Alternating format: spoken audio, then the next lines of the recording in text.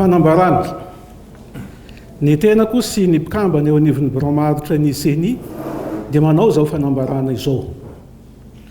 Mialohana tanteraka ny fanenjena nataon'Andriamatoa filohan'ny antenimierin-doholona teo anivon'ny cybercriminalité ny filoha-levitra voalohan'ny CENI.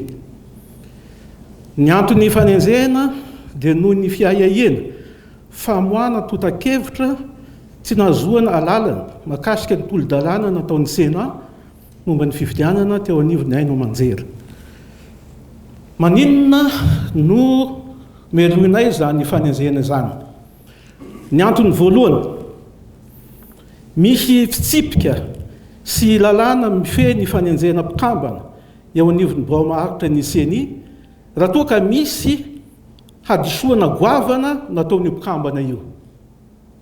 Zany dia voalaza ny andininy fa 7 ny lalàna fa 520 tsipika 4 tamin'ny fa 7 ny volana oktobra 520 makasika ny CENI.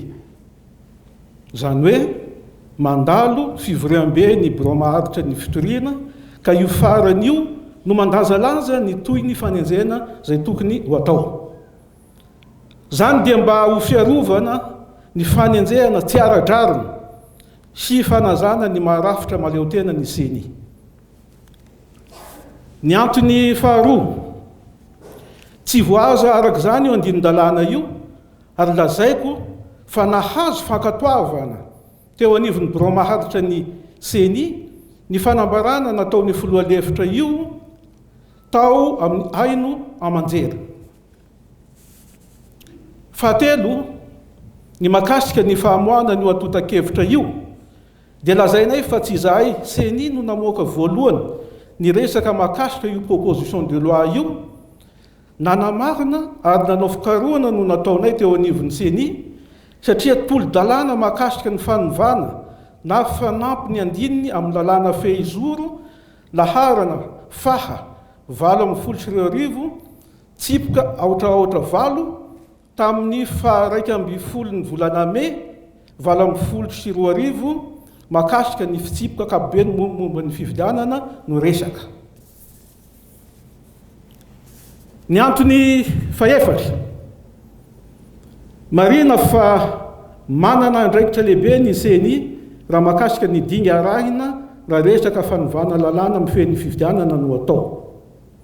Zany dia araka ny voalaza ny andininy fa 120 ny lalàna 520 tsipika 420 zay voalaza teo, zay milaza fa ao aorian'ny feim-potoana mpifidianana iray dia manao tolo-kevitra eo anivon'ny gouvernemanta sy ny parlemanta ny CENI amin'ny fanovana tokony atao. Mialohany anaovanay zany tolo-kevitra zany anefa dia misy ambaratonga samy hafa tsy maintsy lalovana. Anisan'izany ny fanomanana ny document stratégique ato anatiny. Fiaraha-midinika mpisehatra ny fifidianana araka ny voalaza ny exposé de motif makasika io lalàna 720 tsipika 420 tamin'ny fa 1 ny volana May 720 io. Zany dia mba ampirindra ny fiarahamonina. Ny antony fahadimy dia tokony ho jerena amin'ny ankapobeny ny lalàna sy ny andininy zay hitondrana fanovana ao amin'io lalàna fehizoro zay voalaza io, fa tsy ny andininy iray ihany no hitondrana fanovana.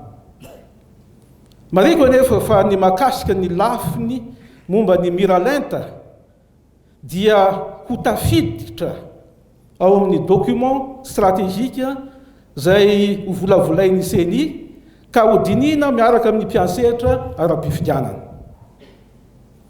Tsy piako eto ampamaranana fa efa nampafantariko ny filohan'ny Sénat ny hevitro sy ny an'ny boromaritra makasika ny asanay rehefa niantso ay antaroby izy talohan'ny fanenjehana zay nataon'ny filoha-levitra ny CENI. Ka noho izany dia amafisinay fa mialohanay io fanenjehana zay nataony eo.